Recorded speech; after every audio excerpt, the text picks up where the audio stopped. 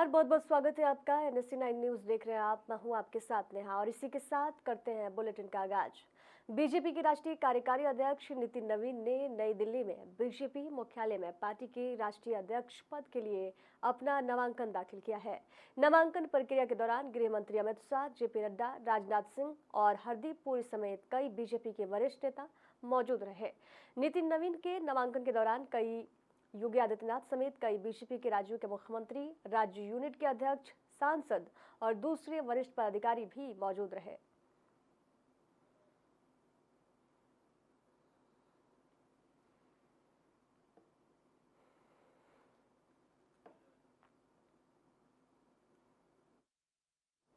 Delhi high court ने उन्नाव दुष्कर्म मामले में पीड़िता के पिता की मौत से जुड़े मामले में पूर्व विधायक कुलदीप सेंगर की याचिका को खारिज कर दिया है। सेंगर की ये याचिका हाईकोर्ट में इसलिए दायर की थी ताकि उनके खिलाफ चल रही जांच और प्रक्रिया पर रोक लगाई जा सके।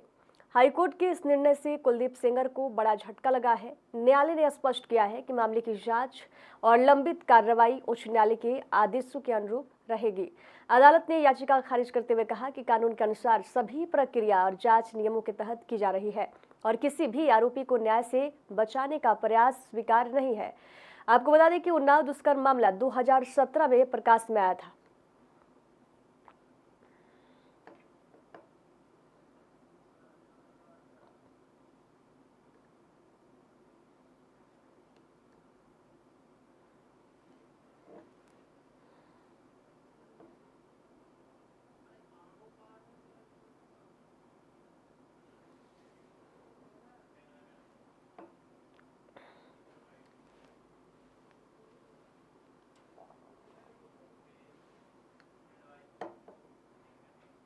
इधर पश्चिम बंगाल में SSC शिक्षक भर्ती घोटाले में बड़ा अपडेट सामने आया है। सुप्रीम कोर्ट ने कलकत्ता हाईकोर्ट के उस आदेश पर रोक लगा दी है जिसमें 2016 की भर्ती प्रक्रिया में गैर चयनित अभ्यर्थियों को भी आयु सीमा में छूट देने का प्रावधान किया गया था। सुप्रीम कोर्ट ने कहा कि उसका फैसला सिर्फ उन बेदाग लोगों के लिए था जो चयनित हुए थे।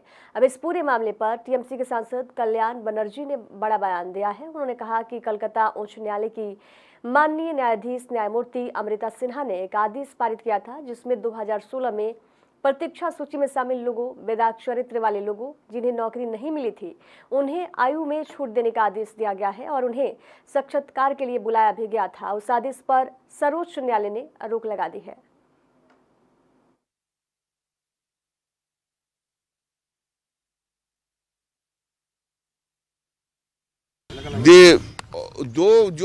जो कलकत्ता हाईकोर्ट का माननीय विचारक जस्टिस अमृता सिन्हा जो ऑर्डर पास किया था, जो लोग वेटिंग लिस्ट में था 2016 में, जो लोग अनटेंटेड था, जो लोग नौकरी नहीं मिला, उन लोग को भी एज रिलैक्सेशन के लिए बोल दिया था एंड उन लोग को भी इंटरव्यू में कॉल करने के लिए बोला एंड इन कैमरा लेने के लिए बोला।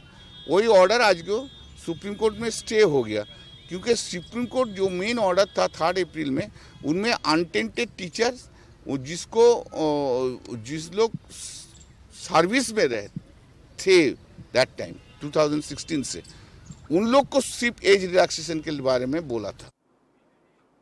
इधर कश्मीरी पंडित पलायन दिवस पर नेशनल कॉन्फ्रेंस प्रमुख फारूक अब्दुल्ला ने बड़ा बयान दिया। कहा कि कश्मीरी पंडित अपने घर लौट सकते हैं। उन्होंने पुनर्वास के लिए अपने कार्यकाल में प्रयास किए थे और अब इसे केंद्र सरकार को आगे बढ़ाना चाहिए।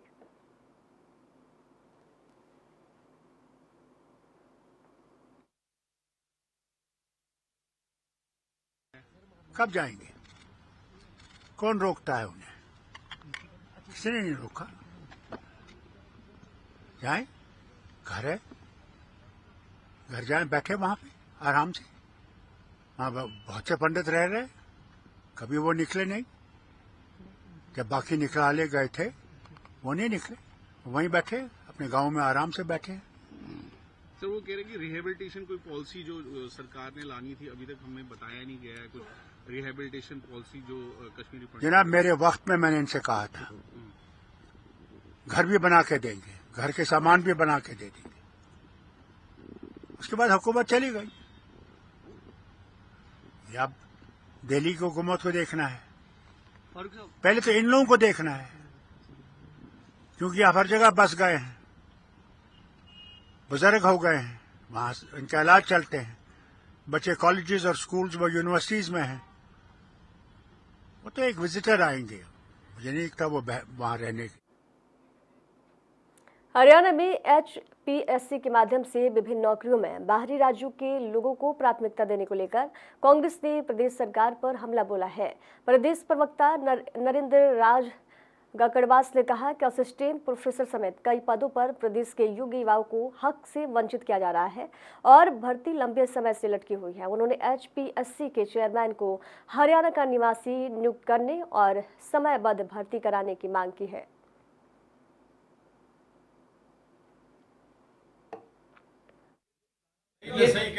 आज हरियाणा प्रदेश के अंदर हरियाणा की जो आबादी है उसका तकरीबन 65% से ज्यादा आबादी आज युवाओं के, और हरियाणा की युवा आज कहीं ना कहीं दुर्व्यवहार के, मानसिक रूप से भी, आर्थिक रूप से भी हर तरीके से पीड़ित हैं। और हरियाणा में आज बेरोजगारी भी चरम सीमा पर है। आज पूरे देश में 28 राज्य हैं। 28 राज्यों में केवल मात्र हरियाणा एक ऐसा राज्य है जिसमें HPSC का चेयरमैन हरियाणा का ना होकर बल्कि बिहार का है।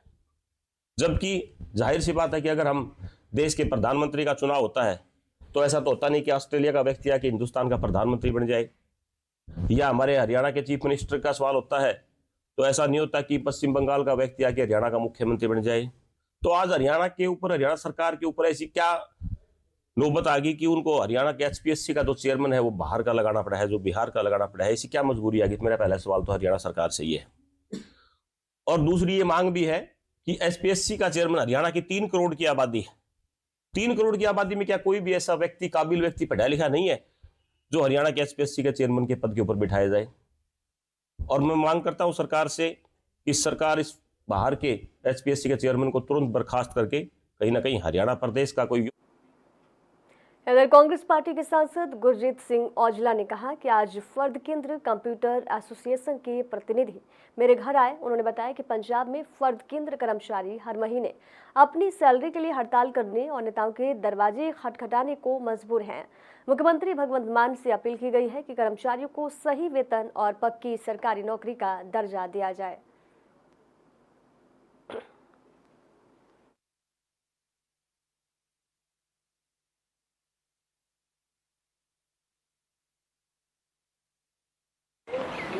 ਫਰਦ ਕੇਂਦਰ ਕੰਪਿਊਟਰ ਆਪਰੇਟਰ ਐਸੋਸੀਏਸ਼ਨ ਅੱਜ ਮਿਲਣ ਆਈ ਹੈ, ਜਿਹੜੇ ਕਿ ਫਰਦ ਕੇਂਦਰ ਦੇ ਵਿੱਚ ਆਪਣੀ ਸੇਵਾਵਾਂ ਨਿਭਾ ਰਹੇ ਨੇ ਕੰਪਿਊਟਰ ਦੇ ਉੱਤੇ। ਇਹਨਾਂ ਨੂੰ ਜਦੋਂ ਦੀ ਸਰਕਾਰ ਬਣੀ ਹੈ ਹਰ ਵਾਰ ਤਨਖਾਹ ਜਿਹੜੀ ਆ ਉਹ ਡਿਲੇ ਹੋ ਰਹੀ ਆ, ਔਰ ਪਹਿਲੀ ਗੱਲ ਤੇ ਉਹ ਲੈਣ ਵਾਸਤੇ ਕਦੀ ਹੜਤਾਲ ਤੇ ਜਾਣਾ ਪੈਂਦਾ, ਕਦੀ ਕਿਸੇ ਨਾ ਕਿਸੇ ਲੀਡਰ ਕੋ ਜਾ ਕੇ ਫੋਨ ਕਰਾਉਣੇ ਪੈਂਦੇ ਆ, ਜਿਹੜਾ ਕਿ ਬਹੁਤ ਗਲਤ ਗੱਲ ਹੈ। 17 ਤੋਂ 18 ਸਾਲ ਹੋ ਗਏ ਆ ਇਹਨਾਂ ਦੇ ਜਿਹੜੇ ਕੰਪਨੀ ਆਪਰੇਟਰ ਨੇ, ਉਹਨਾਂ ਨੇ ESIC ਕਾਰਡ ਵੀ ਨਹੀਂ ਬਣਾਏ ਤੇ EPF ਖਾਤੇ ਵੀ ਨਹੀਂ ਖੋਲੇ, ਜਿਹਦੇ ਕਰਕੇ ਇਹਨਾਂ ਦਾ ਨੁਕਸਾਨ ਹੋ ਰਿਹਾ। ਫਿਰ ਇਹਨਾਂ ਕੋਲ ਇਹ ਸਭ ਤੋਂ ਵੱਧ ਜਿਹੜੇ DC ਰੇਟ ਦੀ ਤਨਖਾਹ ਮਿਲਣੀ ਜ਼ਰੂਰੀ ਆ, ਉਹ ਵੀ ਇਹਨਾਂ ਨੂੰ ਨਹੀਂ ਮਿਲ ਰਹੀ। ਸਗੇ ਇਹਨਾਂ ਦੀ ਮੰਗਾਂ ਨੇ ਕਿ ਸਾਨੂੰ ਜੇ ਕੰਮ ਇੰਨਾ ਲੈਣਾ ਕਿ DCS ਤਮੀਮਾ ਕੱਟਣਾ, ਸਪੈਸ਼ਲ ਗਰਦੌਰੀ, ਖਰਾਬਾ, ਚੋਣ ਡਿਊਟੀ, ਮਾਲ ਵਿਭਾਗ, ਵਰਕ ਸਟੇਸ਼ਨ ਲੋੜ ਤੋਂ ਵੱਧ ਕੰਮ ਕਰਦੇ। ਜਿਹੜੇ ਸਰਕਾਰੀ ਮੁਲਾਜ਼ਮ ਨੇ ਉਹਨਾਂ ਨੂੰ ਮੇਰਾ ਮੰਨਣਾ ਕਿ 3-3 4-4 ਗੁਣਾ ਇਹ ਕੰਮ ਵੱਧ ਕਰਦੇ ਆ ਤੇ तनख्वाह। हिमाचल के शिमला से खबर है, जहां राज्य लोक निर्माण मंत्री विक्रमादित्य सिंह की अधिकारियों पर टिप्पणी के बाद सियासत गर्मा गई है। पूर्व युवा कांग्रेस अध्यक्ष यदुपति ठाकुर ने विक्रमादित्य के समर्थन में हॉली लॉज पहुंचकर कहा कि हिमाचल के युवा मंत्री के साथ चट्टान की तरह खड़े हैं। मंत्री ने प्रदेश हित और अपने विभाग में किए जा रहे कामों पर जोर दिया और मुख्यमंत्री का सम्मान व्यक्त किया। वहीं मंत्रियों के बीच चल रही बयानबाजी को लेकर पूर्व कांग्रेस अध्यक्ष प्रतिभा सिंह ने कहा, सरकार में छोटी मोटी बातें चलती रहती है, इस पर ज्यादा टीका टिप्पणी नहीं होनी चाहिए।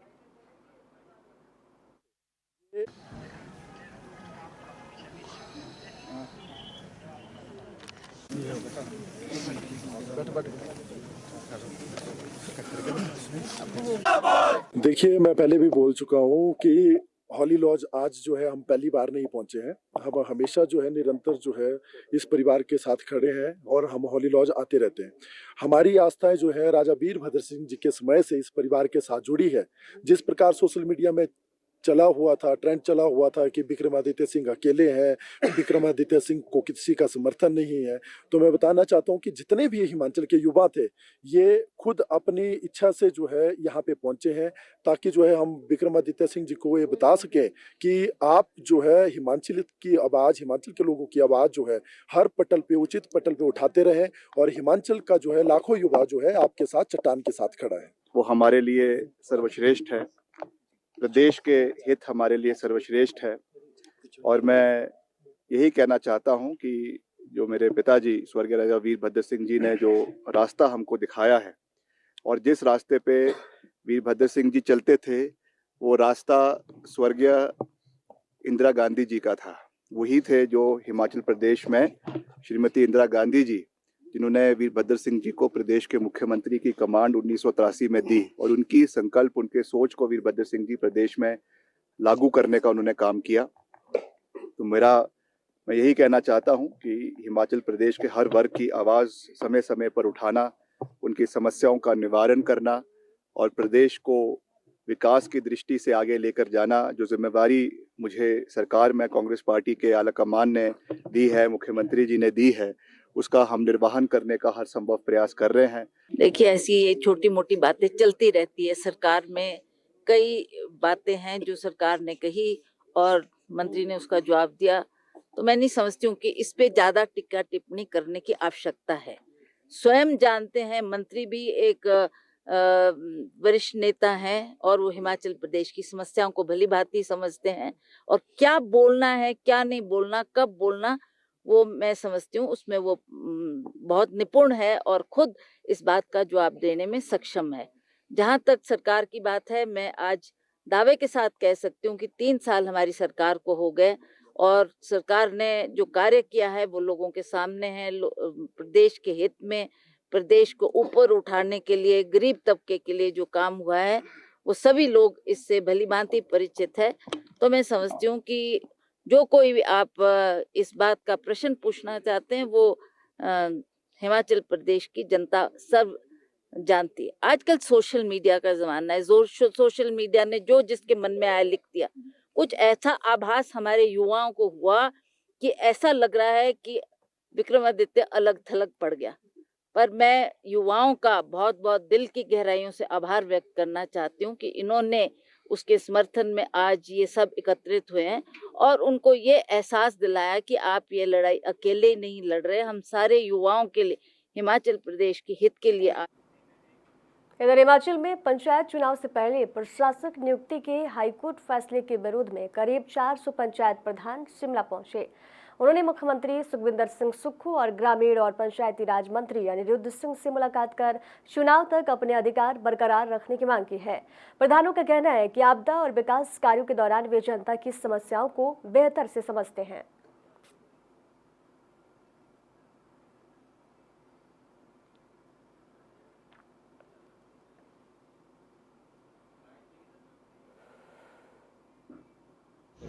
आज के कार्यक्रम में यहाँ पहुँचे हैं माननीय मुख्यमंत्री का धन्यवाद करने, क्योंकि हमने अक्टूबर महीने में माननीय मुख्यमंत्री से जब अपने समय अवधि बढ़ाने के लिए मांग रखी थी, तो सरकार ने उसके पक्ष में जो अभी चुनाव हमारे दिसंबर में होते थे, वो चुनाव अभी अप्रैल में करवाए जाएंगे, जो हाई कोर्ट का डिसीज़न है। और उसके उपरांत जैसे हैं हमारे लोग, जितने प्रतिनिधि हैं हमारे, वो पूरे प्रदेश के, ब्लॉक के और जिला के पदाधिकारी आए हैं, और सब हम मुख्यमंत्री का धन्यवाद करेंगे और साथ में निवेदन करेंगे, क्योंकि अभी अफवाह फैलाई जा रही है कि 31 जनवरी के उपरांत जो है ये जो है प्रशासक बनाए जाएंगे और कर्मचारियों को पावरें दी जाएगी।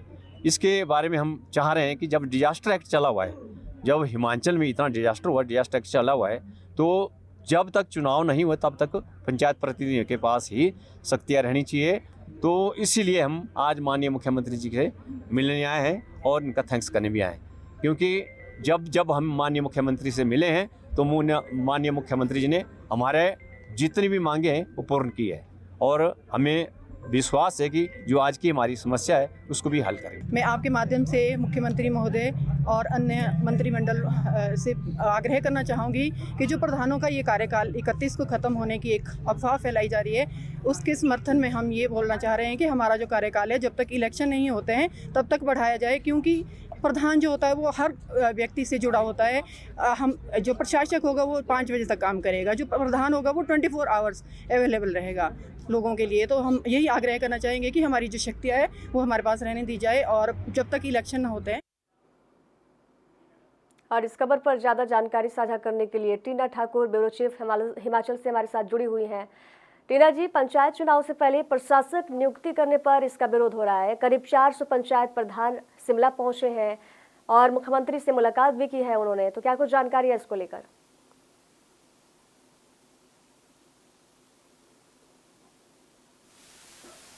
टीना जी, प्रशासक नियुक्ति को लेकर लगातार विरोध हो रहा है। 400 प्रधान ने मुख्यमंत्री से मुलाकात की है, तो क्या कुछ जानकारी है इसको लेकर?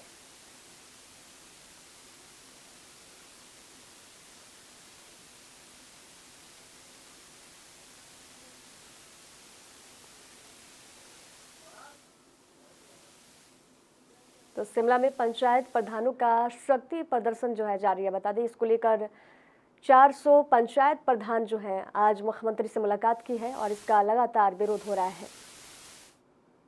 तो शिमला में पंचायत प्रधानों का शक्ति प्रदर्शन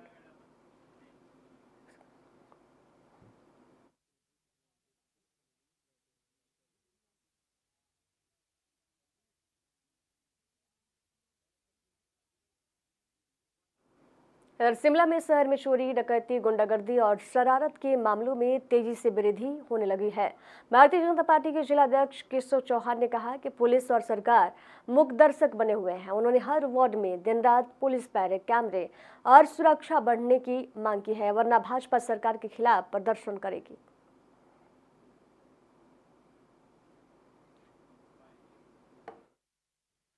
शिमला में कानून व्यवस्था एक बड़ी चुनौती बन गई है। कल रात को एक हमारे संजौली टनल के पास में सिमिट्री रास्ते पर सब्जी की एक दुकान में आग लगा दी गई, जो बहुत ही दुर्भाग्यपूर्ण है।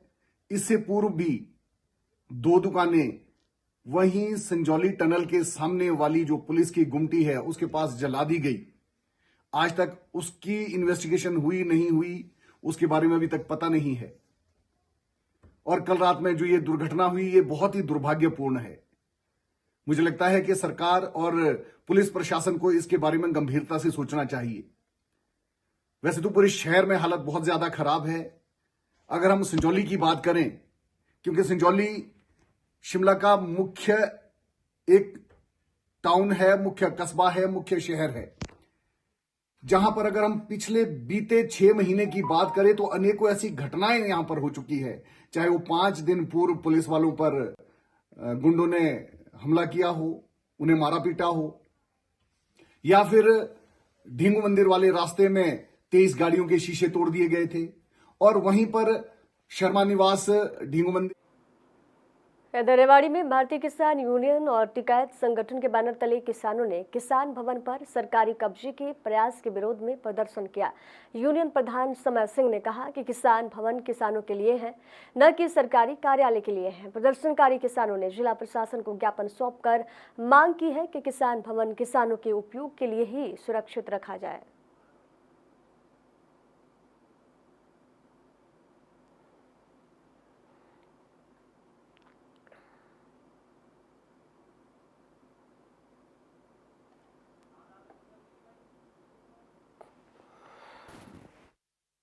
मीटिंग किसान भवन के ऊपर है।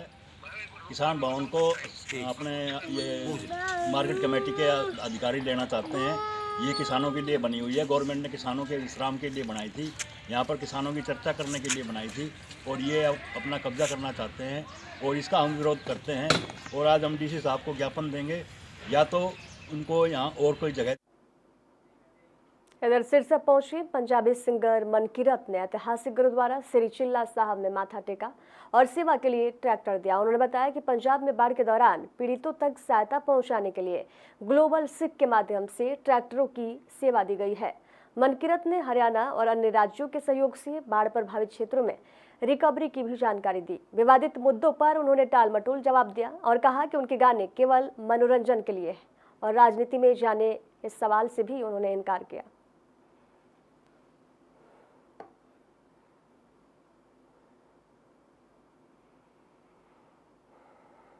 का खालसा वाहेगुरू जी की फतेह। सो हड़ां दे दौरान ਆਪਾਂ ਪੰਜਾਬ ਦੇ ਜਿਵੇਂ ਹਰਿਆਣੇ ਦੇ ਨੌਜਵਾਨ ਪੰਜਾਬ ਨਾਲ ਖੜੇ ਹੜਾਂ 'ਚ ਘਰ ਘਰ ਜਾ ਕੇ ਜਿੱਥੋਂ ਤੱਕ ਸਾਡੇ ਤੋਂ ਪਹੁੰਚਿਆ ਗਿਆ ਸੀ ਪਹੁੰਚੇ, ਆਪਦੇ ਭੈਣ ਭਰਾਵਾਂ ਨਾਲ ਖੜੇ। ਸੋ ਇਹਦੇ ਵਿੱਚ ਸਾਡੀ ਟੀਮ ਨੇ, ਸਾਡੀ ਸਾਰੀ ਟੀਮ ਸਾਰੇ ਭਰਾ ਨਾਲ ਬਹਿੰਦੇ ਸੀ। ਸਾਡੀ ਟੀਮ ਨੇ ਟਰੈਕਟਰ ਦੇਣ ਬਾਰੇ ਸੋਚਿਆ। ਸੋ ਅਸੀਂ ਹੜਾਂ ਦੇ ਵਿੱਚ ਅਸੀਂ ਟਰੈਕਟਰਾਂ ਦੀ ਸੇਵਾ ਕੀਤੀ। ਹੁਣ ਹੜ ਥੋੜ੍ਹਾ ਜਿਹਾ ਡਾਊਨ ਆ। ਹੁਣ ਅਸੀਂ ਵੀ ਜਿਵੇਂ ਪਹਿਲਾਂ ਕੀਤਾ ਸੀ ਪਿੰਡ ਦੀਆਂ ਕਮੇਟੀਆਂ ਨੂੰ ਦੇਵਾਂਗੇ, ਪਹਿਲਾਂ ਅਸੀਂ ਉਹਨਾਂ ਨੂੰ ਦਿੱਤਾ ਸੀ ਜਿਹੜੇ ਆਪਣੇ ਕੀ ਨਾਮ ਉਹਨਾਂ ਦਾ, ਕਿਹੜੇ ਜਿਵੇਂ ਕਿਹੜੇ ਸੇਵਾ ਵਾਲੇ ਨਾ ਗਲੋਬਲ ਵਾਲੇ, ਗਲੋਬਲ ਸੇਵਾ ਵਾਲੇ, ਗਲੋਬਲ ਸਿੱਖ ਵਾਲਿਆਂ ਨੂੰ ਦਿੱਤੇ। ਸੋ ਉਹ ਆਪਣੇ ਭੈਣ ਭਰਾਵਾਂ ਨਾਲ ਹੈ ਨਾ ਜਿਨ੍ਹਾਂ ਦੀਆਂ ਜ਼ਮੀਨਾਂ 'ਚ ਪਾਣੀ ਆ ਗਿਆ, ਰੇਤਾ ਆ ਗਿਆ, ਉਹ ਅੱਜ ਤੱਕ ਸੇਵਾ ਕਰ ਰਹੇ ਨੇ। ਉਦੋਂ ਬਾਅਦ ਅਸੀਂ ਕਾਰ ਸੇਵਾ ਵਾਲੇ ਸੰਤਾਂ ਨੂੰ ਦਿੱਤੇ। ਫਿਰ ਹੁਣ ਸਾਨੂੰ ਆਖਿਆ ਵੀ ਸਾਡੀ ਟੀਮ ਨੇ ਸੋਚਿਆ ਵੀ ਆਪਾਂ 10 ਟਰੈਕਟਰ ਇਤਿਹਾਸਕ ਗੁਰੂ ਘਰਾਂ 'ਚ ਆਪ ਜਾ ਕੇ ਦੇ ਕੇ आइए, जिन्हां च 5 ट्रैक्टर मैं हरियाणे च लेके आया। इधर मुरादाबाद के गांधी मैदान में 22 से 26 जनवरी तक आयोजित होने जा रहे ओडिशा चौपाला साहित्योत्सव की तैयारियों का जायजा लेने के लिए मंडलायुक्त अनंजय कुमार सिंह ने जिलाधिकारी और पुलिस अधीक्षक के साथ निरीक्षण किया। उन्होंने सुरक्षा, स्वास्थ्य और फायर सेफ्टी के कड़े इंतजाम सुनिश्चित करने के निर्देश दिए। कार्यक्रम में प्रतिष्ठित लेखकों की पुस्तक स्टॉल, प्रतियोगी परीक्षाओं की पुस्तकों की व्यवस्था और देश भर के व्यंजन स्टॉल भी लगेंगे।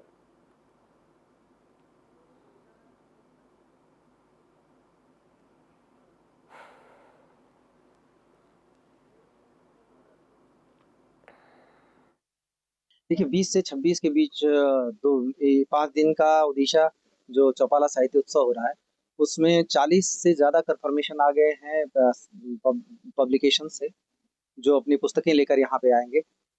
करीब 40 से ज़्यादा सत्र होंगे, जिसमें बड़े जो प्रसिद्ध लोग हैं, अपने अपने क्षेत्र के धुरंधर हैं, उनकी प्रतिभागिता होगी। यहाँ पे फोक डांसेस हैं, यहाँ फूड फेस्टिवल है, यहाँ पे सरस हाट है, यहाँ पे सुदर्शन पटनायक का सैंड आर्ट भी यहाँ पे लगेगा। यहाँ पे बहुत सारे वर्कशॉप्स होंगे। इन सबको देखते हुए और जिस तरह से लोग यहाँ पे उत्साह दिखा रहे हैं, भारी संख्या में भीड़ आने की उम्मीद है। उसी को लेके यहाँ प्लानिंग चल रही थी कि हमारे ये तैयारी इस तरीके की रहे कि किसी को किसी तरीके की असुविधा का सामना न करना पड़े, हर तरीके की यहाँ पे व्यवस्था रहे।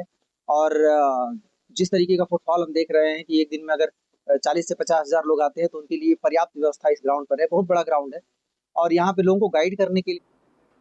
जम्मू कश्मीर के किश्तवाड़ में आतंकवादियों से मुठभेड़ के दूसरे दिन भी सेना, सीआरपीएफ और पुलिस ड्रोन और हेलीकॉप्टर से तलाशी अभियान जारी रखे हुए हैं। मुठभेड़ में 8 जवान घायल हुए थे। अभियान में जैश ए मोहम्मद के संदिग्ध आतंकवादियों को पकड़ने और मार गिराने के अतिरिक्त बल, खोजी कुत्ते और उन्नत निगरानी उपकरण तैनात किए गए हैं। ये इस साल जम्मू क्षेत्र में सुरक्षा बलों और आतंकवादियों के बीच तीसरी मुठभेड़ है।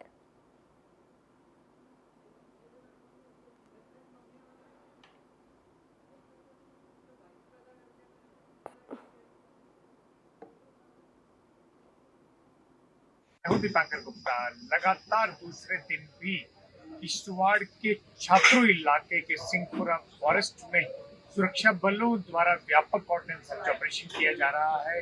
हम आपको बताते चले कि बीते दिन आतंकियों और सुरक्षा बलों के बीच भीषण मुठभेड़ हुई थी, जिसमें 8 हमारे सुरक्षाकर्मी गंभीर रूप से घायल हुए थे। 3 को एयरलिफ्ट किया था और उधमपुर के कमांड हॉस्पिटल में उनका इलाज चल रहा है। दूसरी तरफ हम आपको ये भी जानकारी दें कि सुबह से ही ड्रोन्स और हेलीकॉप्टर की मदद ली जा रही है। पूरे फॉरेस्ट एरिया को खंगाला जा रहा है। सुरक्षा बल आगे बढ़ रहे हैं। राष्ट्रीय राइफल्स के साथ साथ पैरा कमांडोज भी इस अभियान में दूसरे दिन आगे की ओर तमाम एहतियात को बढ़ते हुए जो आतंकी हैं उनकी तलाश कर रहे हैं। हालांकि ये भी साफ करते चले कि सुबह से एक बार फिर से कोई भी कंटैक्ट या फिर कोई गोलाबारी नहीं हुई है। बीते दिन दोपहर को एक एनकाउंटर हुआ था, जिसमें लगभग आधे घंटे तक भीषण गोलाबारी हुई थी। आतंकियों की तरफ से दागे गए ग्रेनेड की चपेट में आने से 8 जो है वो सुरक्षाकर्मी इसमें घायल हो गए थे।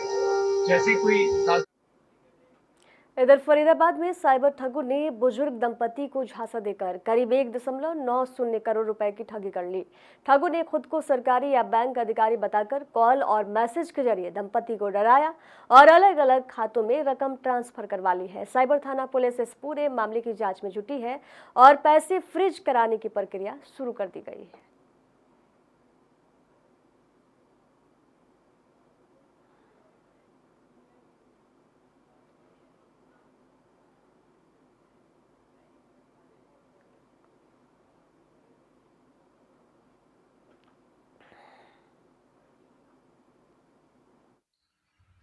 ये मामला ऐसा है जी, दो बुजुर्ग रहते हैं पति पत्नी जो करीब करीब 70-72 साल की उम्र के हैं। इनके बच्चे फॉरेन में रहते हैं।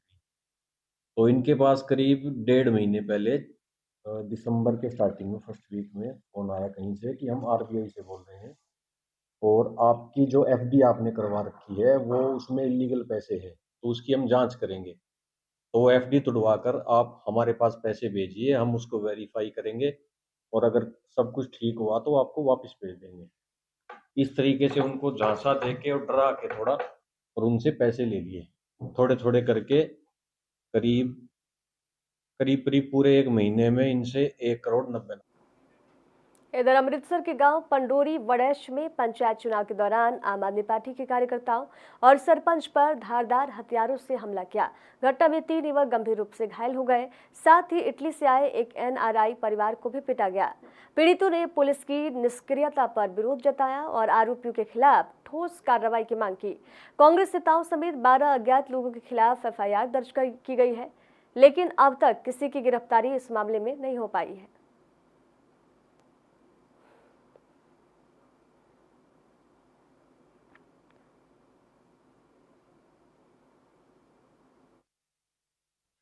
ਵਾਹਿਗੁਰੂ ਜੀ ਕਾ ਖਾਲਸਾ ਸ਼੍ਰੀ ਵਾਹਿਗੁਰੂ ਜੀ ਕੀ ਫਤਿਹ।